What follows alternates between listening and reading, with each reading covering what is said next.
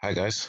So today I'm going to be doing LeetCode question 1396, design underground system. So what I really like about this design question is that the way that it can be abstracted to your real life using the object-oriented programming principles.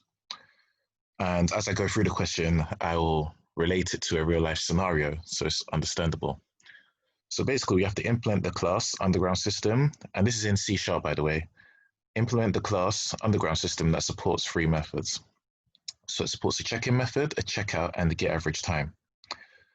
Okay, so let's start on the check-in. A customer with ID card equal to ID gets in the station name at time t. A customer can only be checked into one place at a time. Okay, cool. So what we can derive from that is that we can create a customer object. So the same way you would be a customer and you'd have a unique ID. So let's say that ID is your travel card. So when you check into a station, on your travel card, it will have the station name and the time that you entered that station. So what we're going to do, we're going to create a class, and this class is going to represent like the customer, us. So let's do public class customer.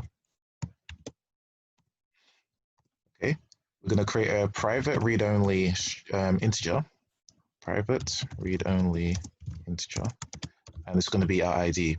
So once the customer ID is set, that's not going to change, right? And then we're going to have a public string. You're going to have your start station.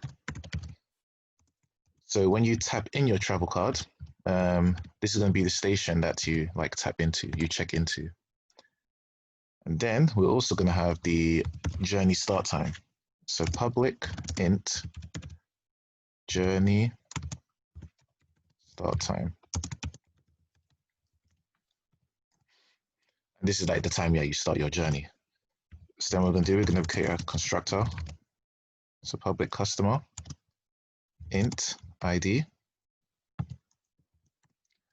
this dot underscore ID equals the ID that's passed in. Okay, so this is our customer, this can be our customer object. And then what we have now is the underground system. So you can think of the underground system as, like London Underground, New York's Metro. And in this, what the system is going to have is going to have a list of all the customers, all the customer accounts, and it's going to have a all of the journeys taken by these customers. So all the possible journeys. Cool. So how we're going to do this is we're going to create two dictionaries. So we can use a dictionary to store this unique type of data, like the unique ID for each customer, and the unique ID for all the journeys, which we're going to use as a string.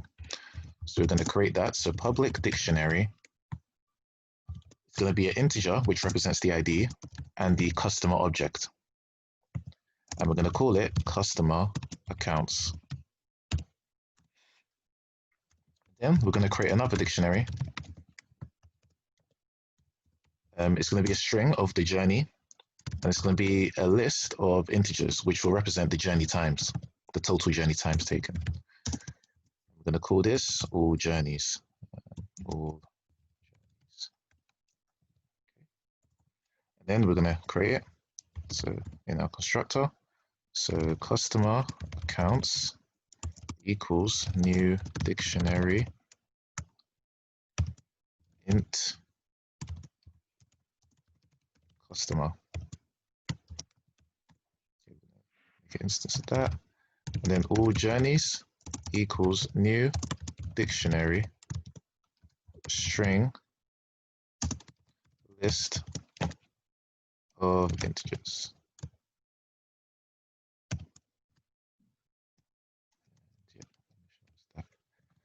Okay, so now we're basically going to model what happens in real life when you check into like an underground station. So first things first, you check into the underground station. If you haven't checked in before, so let's say you recently got a travel card and you haven't used it yet.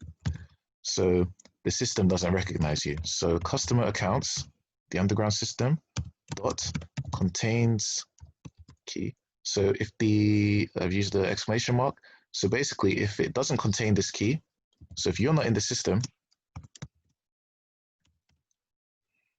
if your ID isn't in the system, then we're going to create a new account, a new customer. So customer, new customer equals new customer with this ID. Yeah. And then customer accounts ID equals new customer. Okay. Then what we're going to do with this information is customer, the current customer, current customer equals customer accounts ID. So basically we're going to get, like, you're the current customer. It will say if you're in the system already, it's going to skip this and get you as the current customer, right? So it's recognized you. And then what it's going to do, let's say to your travel card, it's going to say current customer. It's going to do the start station property of your travel card. It's going to set that equal to this station's name.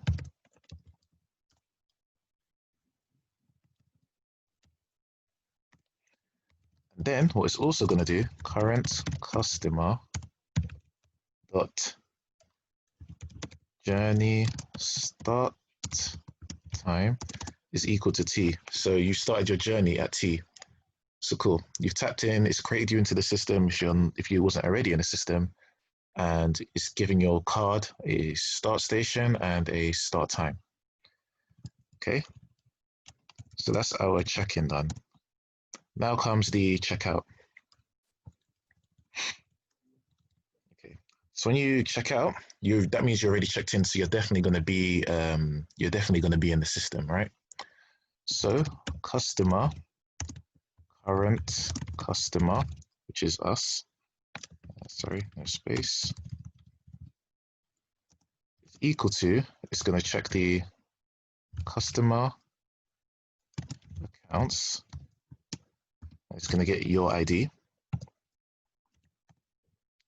It's going to get you from let's say this is like a database, this dictionary, and it's going to get you from the dictionary. It's going to get your start time. So it's going to check your card. What time did you start your journey?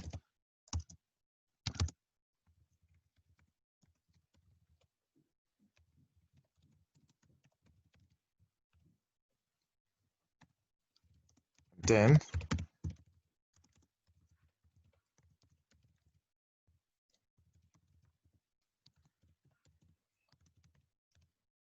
it's going to, so it's going to get the journey that you started with and the journey start time. Okay, then what it's going to do, it's going to build a string out of that. It's going to bring a string out of that. String, let's call this string journey, is equal to $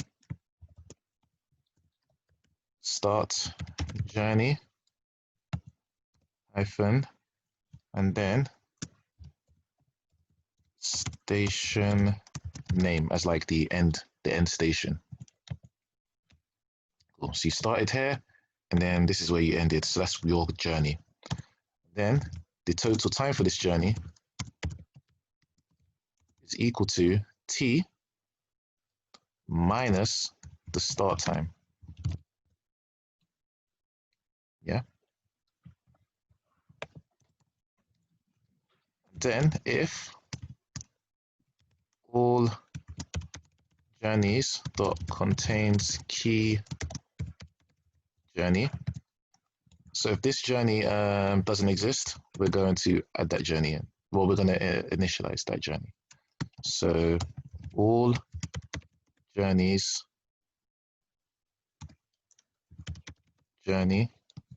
equals new list integers, which is going to be our journey times. And then we're going to add that journey to the dictionary. So all journeys, that journey dot add total time. Okay. And then what we're going to do is we're going to create a string journey, and that's equal to $. Again, so this is to get the average time now. So we have the start station and we have the end station. And then what we're going to do, so using that, so start station, and sorry, I need to mention as well, this $, if you're not familiar with it, it's basically a string interpolation, interpolation, and basically allows me to pass in this variable directly into the string. And end station.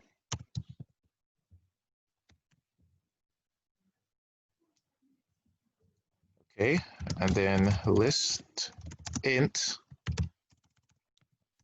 all times is equal to all journeys journey. Cool. So a list of like all the times it's taken everyone. It's going to be it's going to be stored in this all journeys dictionary. So effectively what we're doing is we're going to get all the times. And then what we're going to do, we're going to get the int total. So the total time is effectively equal to all times dot sum. So the sum of all the times and the count. So like the number of like journeys, all times dot count, because we stored it as a list.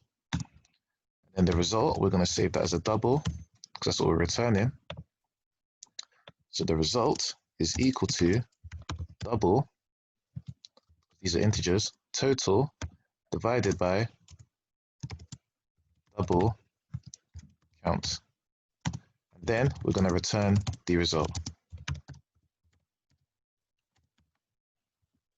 Okay, and that should be it.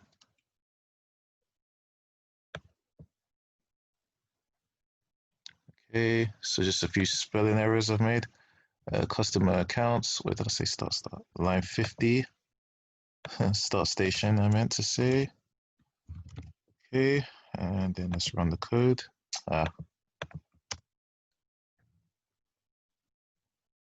Spelling mistake, apologies.